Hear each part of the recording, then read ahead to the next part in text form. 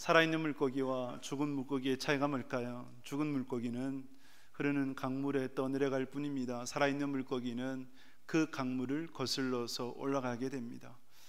태화강이 복원이 되고 그리고 거기에 나타난 여러 가지의 특징 중에 하나가 뭐였습니까? 돌아갔던 물고기들이 다시 이제 떠났던 물고기들이 돌아오는 것 아니었겠습니까? 물은 강에서 바다로 흐르게 되는데 그것을 거슬러서 회귀하게 된 것이죠. 이처럼 이러한 물고기의 특징이 곧 우리의 신앙의 현주소를 대변해 준다라고 여겨집니다. 우리의 신앙이 세상의 거센 물살에 그냥 떠내려가고 있는가? 그러면 죽은 신앙이에요. 그렇지 않고 오직 마음을 새롭게 함으로 변화를 받아 하나님의 선하시고 기뻐하시고 온전한 뜻이 무엇이니 분별해서 하나님이 기뻐하시고 하나님께서 주신 사명 따라 살아가고자 힘쓴다면, 연약하고 부족해도 때로는 쓰러지고 넘어져도 그래도 주님 붙잡고 주님 기뻐하신 삶을 살고자 노력한다면 그것은 살아있는 신앙이 되는 것입니다. 이것을 너무나 잘 보여주는 것이 오늘의 본문이에요. 그래서 여러분, 오늘 본문을 묵상을 하면서 나는 지금 어디에 서 있는가, 내 신앙은 어떠한가, 여러분들의 신앙의 현주소를 살펴보면서 하나님께서 여러분들에게 주시는 말씀 듣는 복된 시간 될 수 있기를 주님의 이름으로 축복합니다. 민수기 27장 12, 13절 말씀을 같이 읽겠습니다. 여호와께서 모세에게 이르시되 너는 이 아바림 산에 올라가서 내가 이스라엘 자손에게 준 땅을 바라보라. 본 후에는 내 형 아론이 돌아간 것 같이 너도 조상에게로 돌아가리니. 아멘.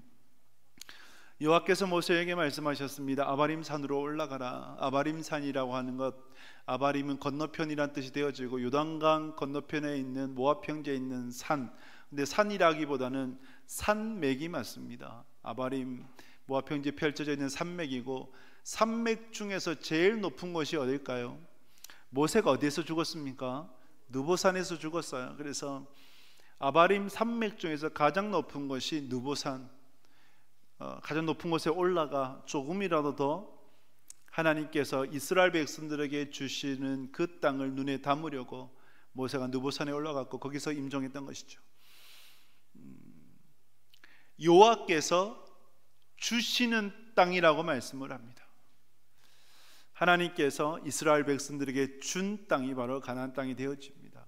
이처럼 우리에게 주어진 모든 것들, 우리의 물질도 건강도 시간도 사람도, 여러분 누가 주신 것입니까?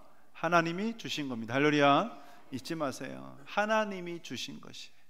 그래서 이것이 내 것이 아니라 하나님의 것이고 우리는 위탁 천직일 뿐이다. 여러분, 이것을 우리가 잊지 말아야 합니다. 하나님께서 모세에게 아바림 산에서 이제 죽게 된다라고 말씀을 하셨을 때에 하나님의 마음이 어떠하셨을까를 헤아려 봅니다. 설교를 준비하면서 하나님 마음이 어떠셨을까? 여러분, 부모는 자녀에게 조금이라도 더 좋은 것을 주기를 원합니다. 그렇죠? 근데 때로는 자녀를 위해서 채찍이라든지 훈계라든지 이러한 것들을 사용할 때가 있어요. 하나님께서 마찬가지로 모세에게 조금이라도 좋은 것을 주기를 원하시는데 질서를 세우고 공의를 세우기 위해서 하나님은 모세에게 가나안 땅을 허락하지 않으셨습니다. 그래서 하나님 마음이 많이 불편했을 것이다, 그런 생각이 들어져요. 또 이 마음을 모세가 너무나 잘 알기에 모세가 하나님께 원망하거나 불평하거나 아니면 하나님을 설득하거나, 하나님 제가 얼마나 수고하고 노력하게 애쓴지 하나님 다 아시잖아요. 그런데 왜 제가 가나안 땅에 들어가도 충분히 들어갈 자격이 있다라고 생각하는데 왜 제게 허락하지 않습니까? 라는 그러한 그 어떠한 단 한마디도 하나님께 드리지 않아요. 그냥 순전하게 순순히 받아들여집니다. 순종을 해요. 그럴 수 있었던 이유 중에 하나가 또 이거죠. 하나님께서 모세에게 말씀하셨던 것처럼 너 형 아론과 같이 너의 조상에게로 돌아갈 것이다 라고 말씀을 해요. 여러분, 죽음은 끝이 아닙니다. 죽음은 새로운 시작입니다. 그래서 인생이 죽게 되면, 만약에 인생이 종결된다면 너무나 안타깝고 허무하게 되는 것이죠. 그러나 죽음은, 성도의 죽음은 끝이 아니라 새로운 세계, 새로운 시작, 오히려 이 땅에서는 유한한, 죽음 이후는 영원한 시간 세계가 펼쳐지게 돼요. 그곳에서 아브라함, 이삭, 야곱 같은 조상들을 만나게 되겠죠. 여러분들도 반드시 돌아가게 될 것입니다. 돌아가게 되면 아브라함, 이삭, 야곱 이러한 분들을 직접 눈으로 보게 될 겁니다. 그리고 여러분들이 너무나 사랑하는, 먼저 떠나보낸 이들을 반드시 천국에서 다시 만나게 될 것입니다. 할렐루야. 이것이 성도의 유일한 위로요 소망이 되는 것이죠. 그래서 모세가 가나안 땅에 들어가지 못하는 것에 대한 안타까움은 있었겠죠. 그러나 어차피 인생이 돌아가는 것이기에, 천국으로 가는 것이기에 그것을 넘어서서 하나님께서 주신 소망 따라 걸어갈 수 있었던 것이겠죠. 이렇게 아바림 산에서 저 멀리 보이는 가나안 땅을 바라보았을 때 모세가 하나님 앞에 간청했다는 것이 있어요. 단 하나를 하나님 앞에 구하게 됩니다. 민수기 27장 16절 17절을 같이 읽겠습니다.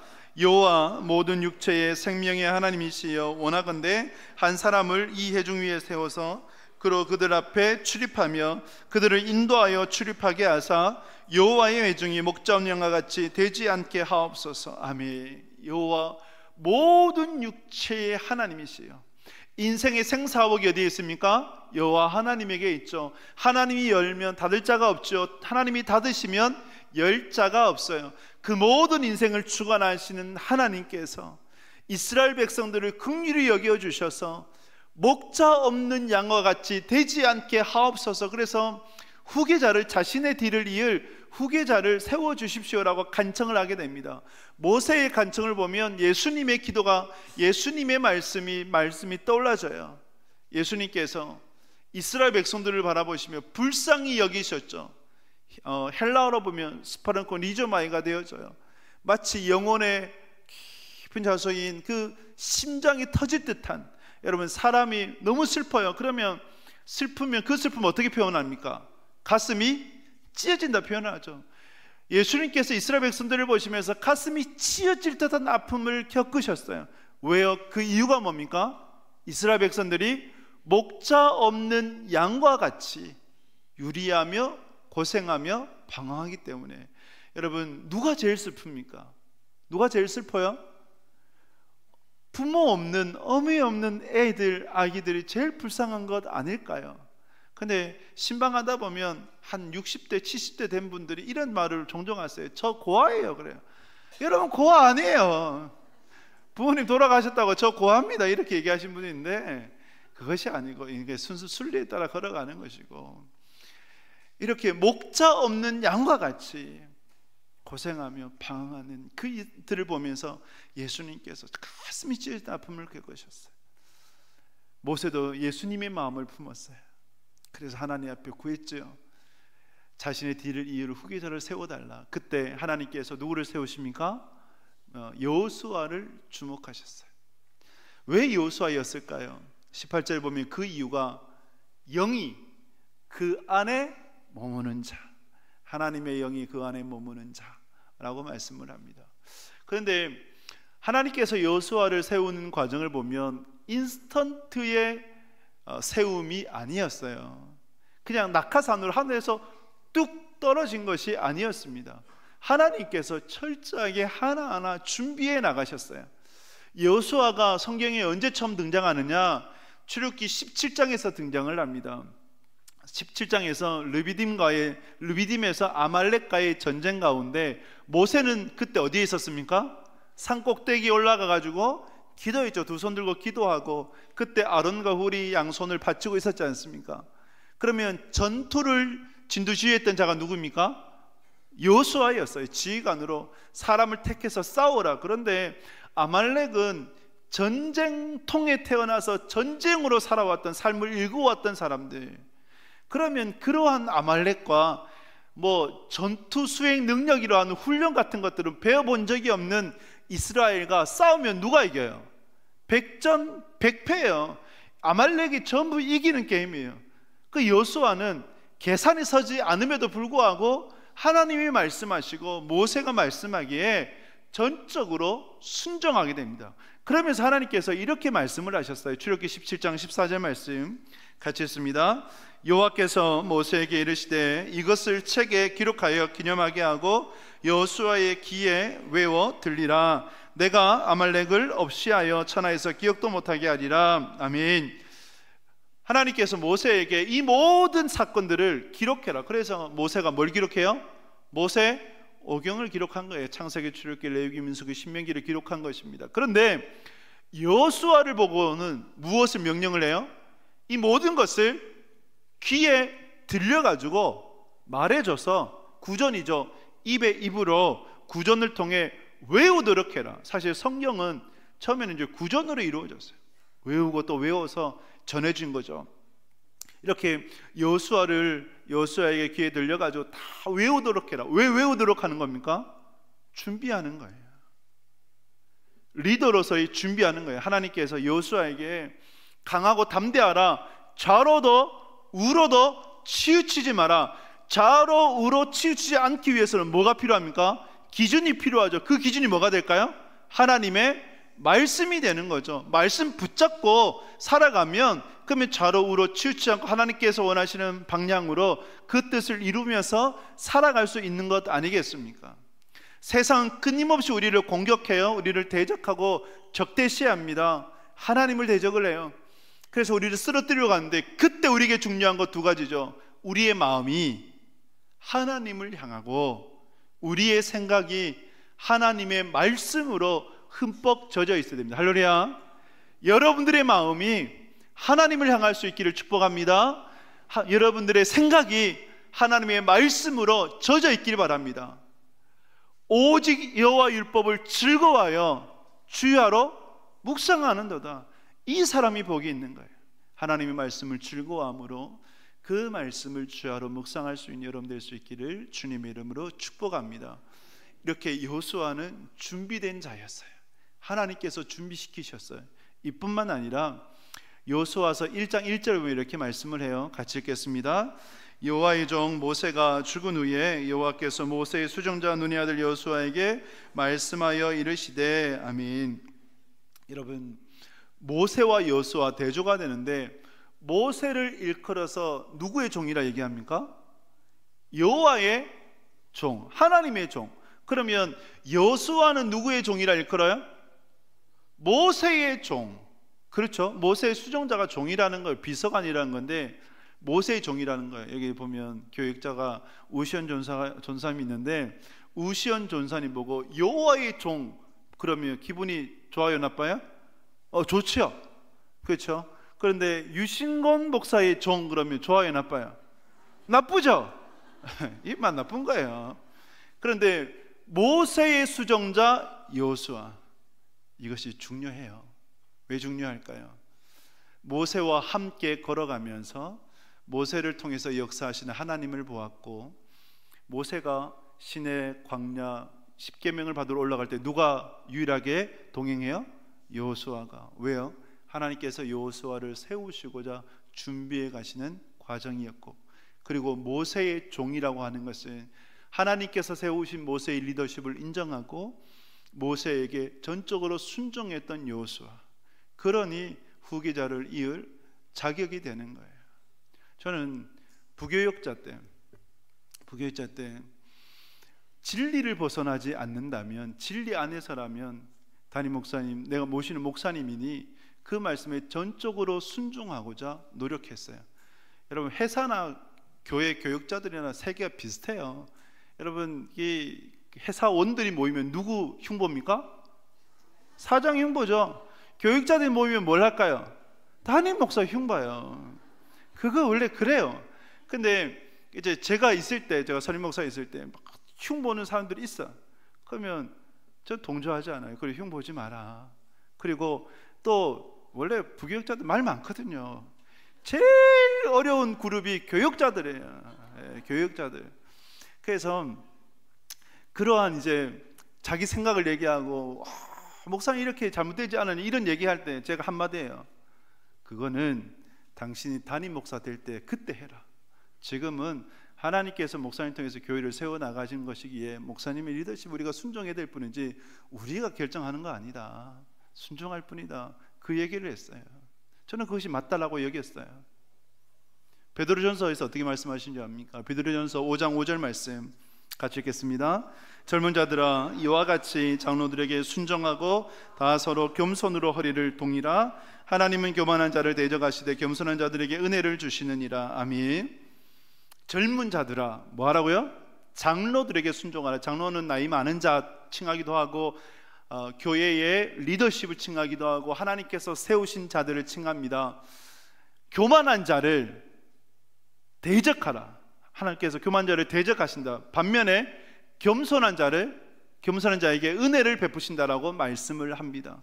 그래서 젊은 자들아, 장로들에게 겸손으로 허리를 동이라.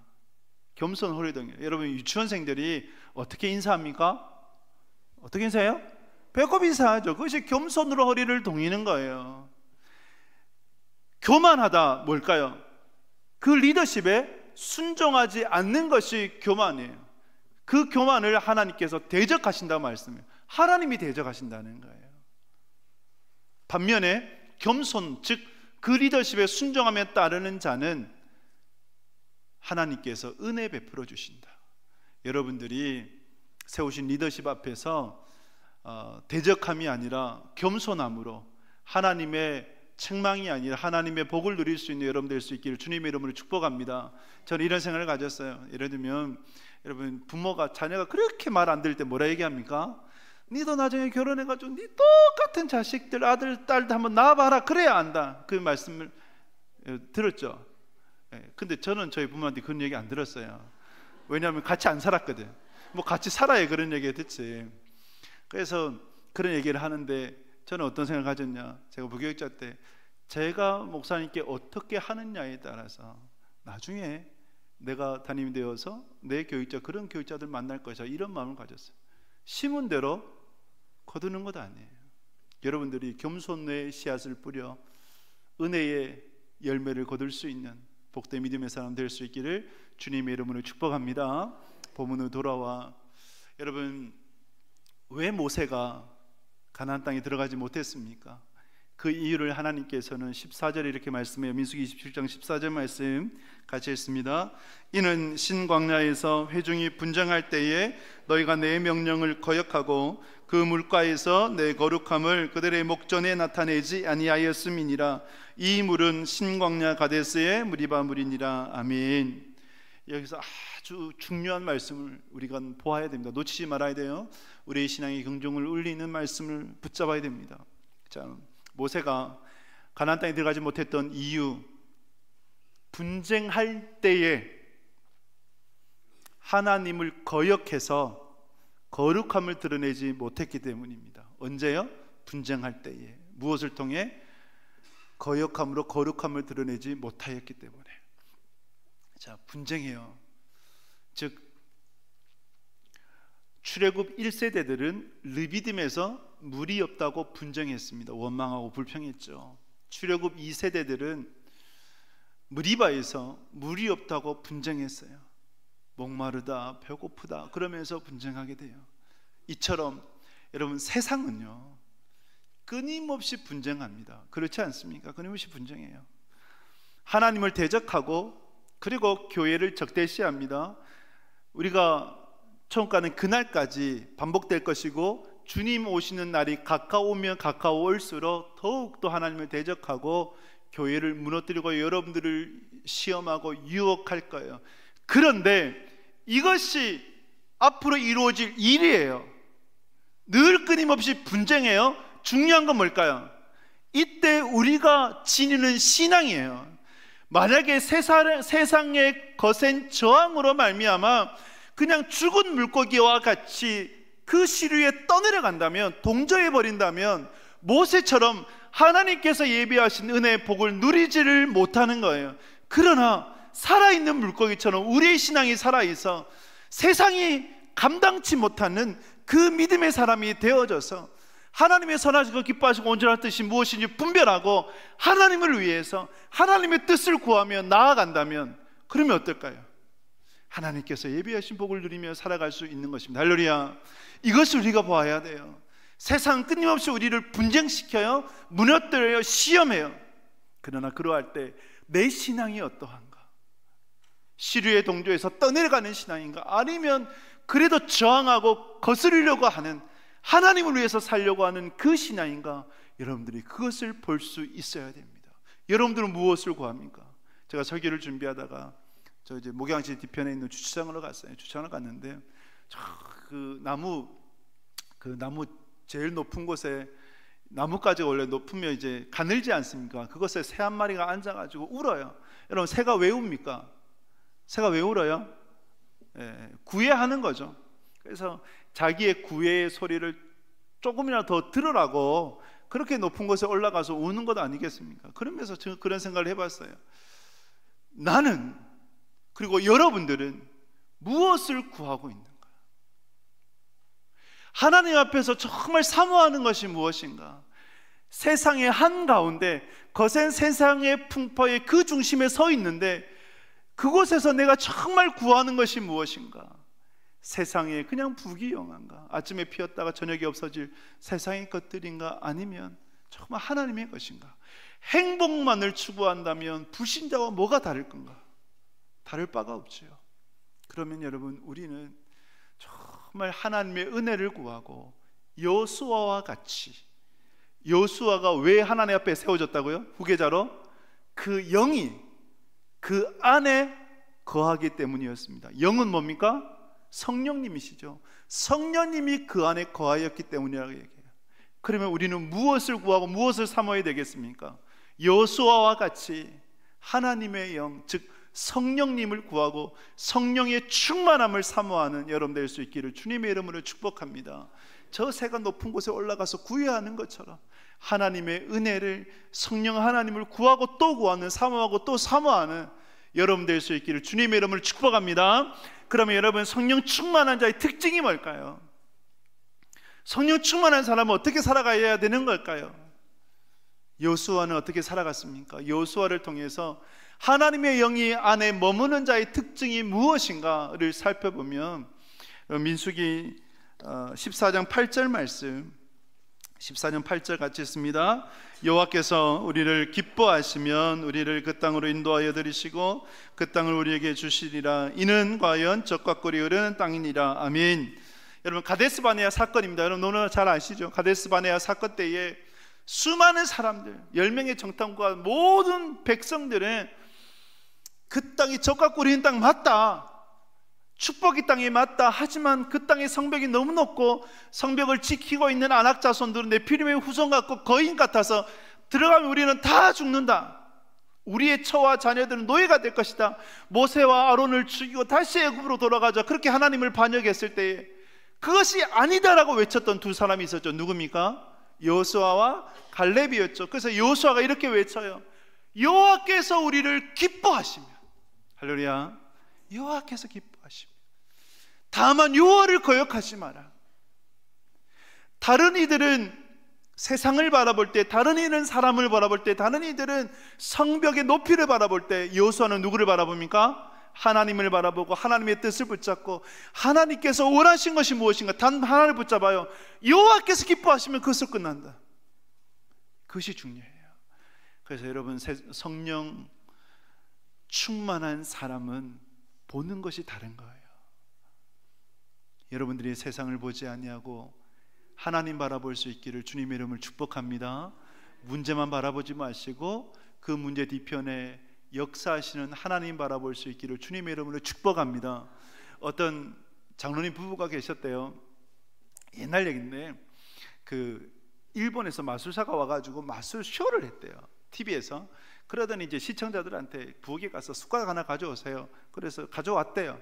가져왔는데 막 뭐라 하는 퍼포먼스 하면서 갑자기 숟가락이 구부러져 버린 거예요. 신기하죠? 신기하지 않습니까? 네, 신기해요. 그래서 이제 이걸 어떻게 해석해야 됩니까? 목사님께 물었어요. 그래서 목사님께서 그래도 현명하게 답을 하셨어요. 힘에는 물리적인 힘이 있고, 손으로 가해져 가지고 이제 이렇게 숟가락이 굽어주면 뭡니까? 물리적인 힘이죠. 보이지 않는 영적인 힘도 있습니다. 영적인 힘. 그래서 영적인 힘으로 아마 숟가락이 구부러진 것 같습니다. 왜? 세상에 사탄이 있고 마귀가 있고, 그죠? 귀신이 있잖아요. 영적인 힘인 것 같습니다. 그런데 이 한마디를 해요. 쓸데없는 일입니다. 숟가락 구부러져 뭐합니까? 뭐예요? 괜히 쓰다 잘 쓰는 숟가락 버리게 생겼잖아요. 안 그렇습니까? 쓸데없는 일이에요. 신명기 13장에 보면 꿈꾸는 자에 대해서 말씀을 하는데, 너희 중에 꿈꾸는 자가 있느냐, 그리고 환상을 보면서 예언하는 자가 있느냐, 죽여라 그래요. 왜 죽여라 그런지 아십니까? 하나님 말씀을 어지럽히기 때문에 그래요. 꿈을 말하고 이상을 말하고 환상을 말하면서 하나님의 말씀에 벗어나 마치 예언하듯이, 여러분 예언은 점쟁이가 무당처럼 이렇게 앞에 뭔 일이 될 거야, 이게 예언이 아니에요. 하나님 말씀 예언은 그게 아니에요. 하나님 말씀하는 예언은 성경에 기록되어 있는 이 말씀이 성취될 것이다, 그것이 예언이 되는 거예요. 선지자들의 예언은 무당처럼의 예언이 아니라 하나님 말씀이 이렇게 주셨고 그 말씀대로 나아간다, 이것이 되어지는 거예요. 그래서 여러분들이 세상의 어떤 유혹에, 세상 방식에 휘둘리지 마시고 하나님 방식에 전념하고 하나님 방식대로 살아갈 수 있기를 주님의 이름으로 축복합니다. 성령 충만한 사람은 하나님을 바라보는 사람이에요. 두 번째로 여호수아의 성령 충만함이 무엇인가 할 때 출애굽기 33장 11절 말씀 같이 읽습니다.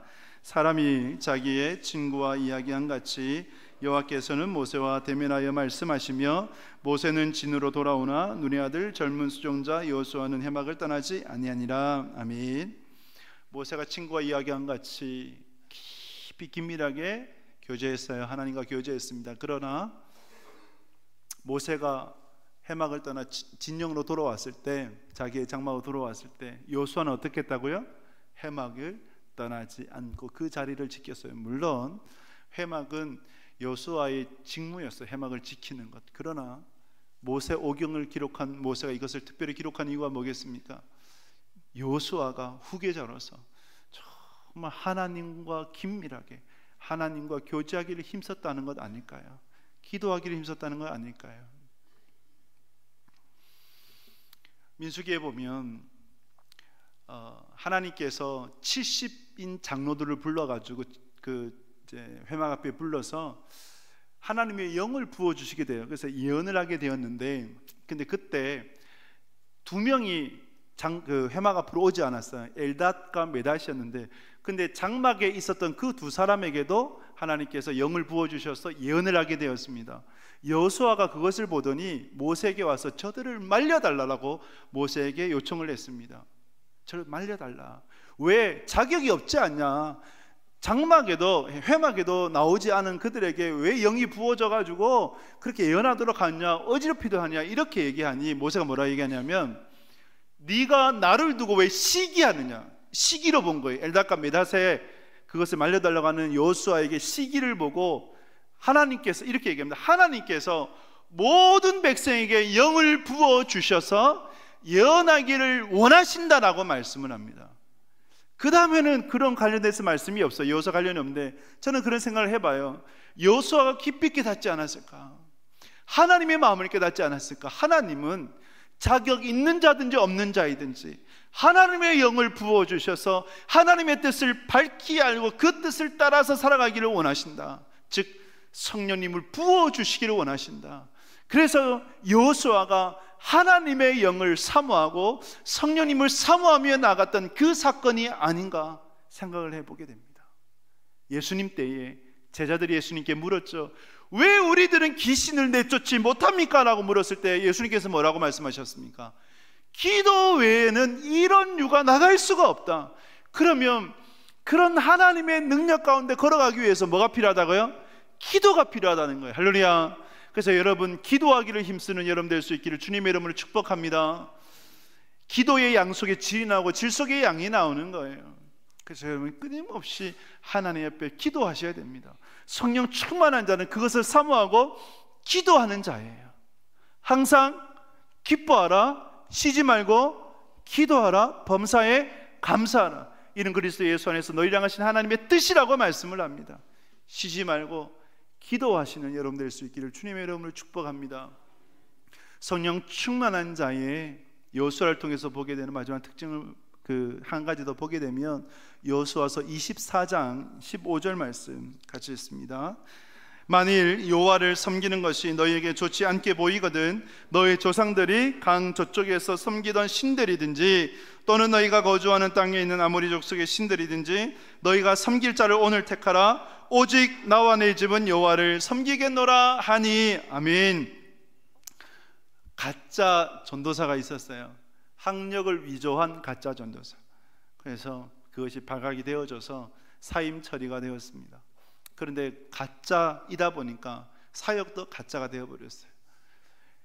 유력한 재력이 있는 성도들에게 전화를 해서 이렇게 얘기했다고 합니다.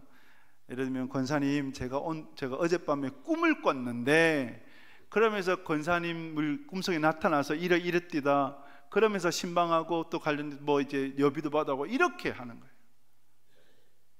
가짜예요. 그래서 이제 결국은 사임 쳐야 됐는데, 여러분 하나님께서 우리에게 원하시는 신앙, 예언이라고 하는 것은 무당처럼 점치는 것 아니거든요.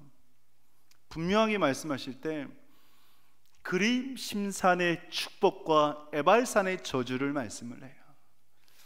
그리심산의 축복이 뭘고 에발산의 저주가 뭡니까? 여호수아 그리고 그 이후의 말씀을 이렇게 성경에서 보게 되면 하나님의 뜻대로 살아가면 그리심산의 축복을 받는 것이고 하나님의 뜻대로 살아가지 못하면 에발산의 저주를 받는 거예요. 그래서 신명기에서 복과 저주는 동전의 양면처럼 늘 함께 가는 거예요. 그것 때문에 땅을 다 분배하고 가나안 땅을 정복하고 땅을 분배한 이후에 여호수아가 마지막으로 설교하는 거예요. 택해라. 지금 선택을 해라. 오직 나와 내 집은 여호와만을 섬기겠노라. 여호수아가 외치는 거예요. 나와 내 집은 여호와만을 섬겨 그리심산의 축복을 받겠노라라고 고백하는 거예요. 성령 충만한 자의 특징은 나와 내 집이 여호와 하나님을 섬기는 집인 줄 믿습니다. 여러분 그 선택을 언제 해야 되는 겁니까? 지금 하셔야 되는 거예요. 지금. 그래서 여러분들의 집과 여러분들의 인생이 지금 오직 하나님만을 섬기기를 선택할 수 있기를 주님의 이름으로 축복합니다. 그리함으로 그리심산의 축복, 하나님께서 예비하신 그 은혜와 복을 누리실 수 있는 하나님의 사람들 다 될 수 있기를 주님의 이름으로 축복합니다. 말씀을 맺습니다. 두 종류예요. 죽느냐 사느냐. 죽은 신앙은 떠내려가요. 살아있는 신앙은 거슬러 갑니다. 여러분들 어디에 서 계십니까?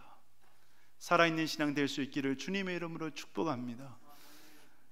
여호수아가 세워진 이유, 분쟁할 때에 모세는 그 분쟁에 휩쓸려서 가나안 땅에 들어가지 못했지만 그러나 여호수아는 분쟁에 휩쓸리지 않았어요. 구별되어졌어요. 거룩을 드러내었습니다. 성령 충만함을 나타내었어요.